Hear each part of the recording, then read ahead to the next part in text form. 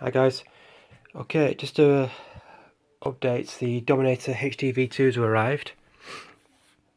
Which are here. Thought I'd give you a little update, and I did a brief test on HD link as well as the analog link. So the receiver I've got in there at the moment is the laser brushless gimbal receiver 1.3. I tried the new Fatshark 1.3 VTX over there. It worked fine, there was no problems at all. But obviously that's the one that's going back to immersion. So yeah, the picture is superb on the new VTX and Fatshark, no problem at all. So that's that sorted. With reference to the Dominator hdv2s, the image is massive. The image, there's no denying, no escaping the screen size. As soon as you drop down the goggles, the screen is big, very big.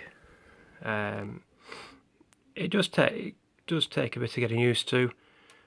Obviously, it's not a real world test. This I'm indoors. I'm not outside testing. I'm just in my bedroom.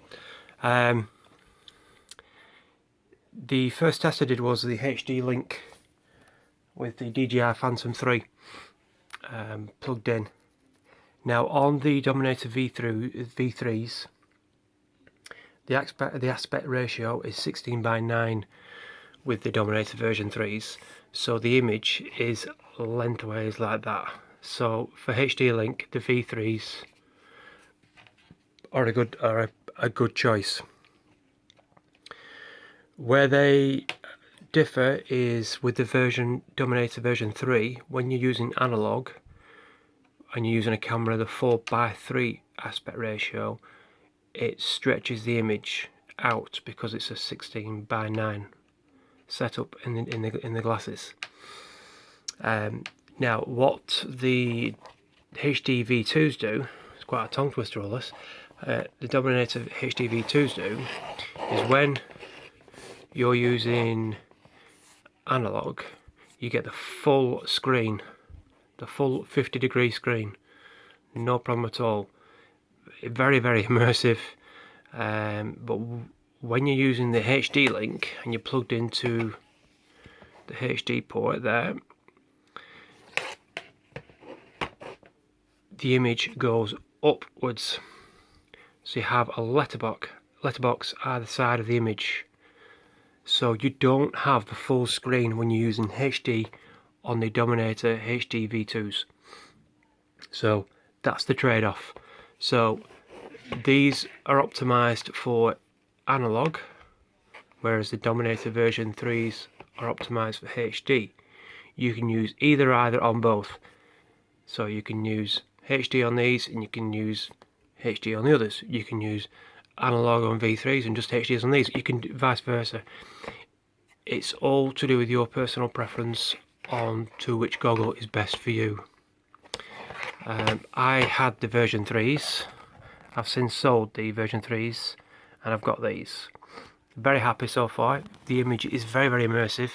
On analog, I just tried it on my Mini, a brief test on my Mini with a HS1177 camera, just holding it in my hand, and it was when you're moving the camera around, you do feel a little bit queasy at first because it is very, very immersive. I used to have the base version of the Fatsharks, the very early ones. I think they were called the Aviator, and they were 45 degrees. Now they were big, but these are 50, so that does take a bit of getting used to. And it does come with options for a firmer foam. I've used the softer foam on these. I use the softer foam. You get focus. You just stick it down. It's not the most tidiest job, but it'll do. So yeah. What else can I say about them, really? Right, when you put the goggles on, there is a bit of slight focus issue. It's not massive. You just have to adjust the goggles a little bit on your head just to get the image so it's all nice, and so you can see all the edges of the screen. And if you've got an OSD, using OSD, and you want to watch, if you want to monitor the voltage at the bottom of the screen or a timer, then you may have to alter the screen, the goggles slightly to be able to see that.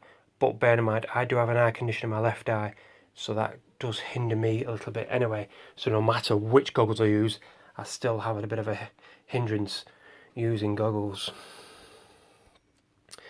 Also, with these as well, you have the option of fitting diopters, which I'm going to order on Monday just to try them and see if it makes any difference. But it's not a biggie. They work perfect. They're very, very good. You can just put those in place, and it does help the image slightly. You can see the top there. They're fully 3D compatible. I tried. I plugged the goggles into my laptop. New laptop, 720.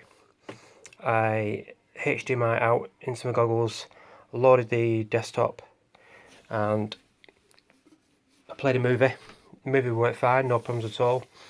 But again, the image is going slightly upwards. There's not letterbox like it is on the HD, but the image is slightly squeezed to fit the screen. That's really it, really. Just a brief test and to let you know what my initial thoughts are of the goggles, the Dominator hdv2s by Fatshark, and the test I did with the VTX, not this one, that one there, and that worked superb. Just a brief test. I put the version 2 and get into the light so you can see it a little bit. Go on camera. Struggling to pick it up so you can see it. There we go. I used that in the goggles, and the image was fine. I went downstairs. I live in an old house with very thick walls, Victorian terraced house. The walls are very thick. The picture penetrated the walls, and I was downstairs, crystal clear picture. There's a slight shimmer on the OSD text, which was one of the main issues of the version 1. So, trying to get it in focus for you. There we go. So that's the version 1. So, but yeah. So if you was going to pick some goggles, is it going to be the version 3 Dominator hdv2s? If you're using Digital Link, I would say go for the V3s. If you're predominantly using HD Video Link, I'd use the Dominator version 3s. I told you it was a tongue twister. And if you're using mainly analog and you'll be able to use HD now and then, go for these.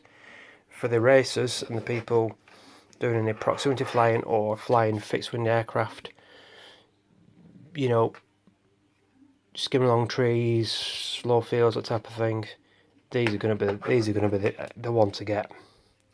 And I'm very pleased I bought them. I bought these from Team Black Sheep. Took 3 days to get here. They're still showing in stock as of now, when this video is uploaded. So yeah, all in all, very, very happy, and I'll get some real world tests done at the weekend, and I'll do some DVR footage as well, and might try and do some 3D testing as well. See you later.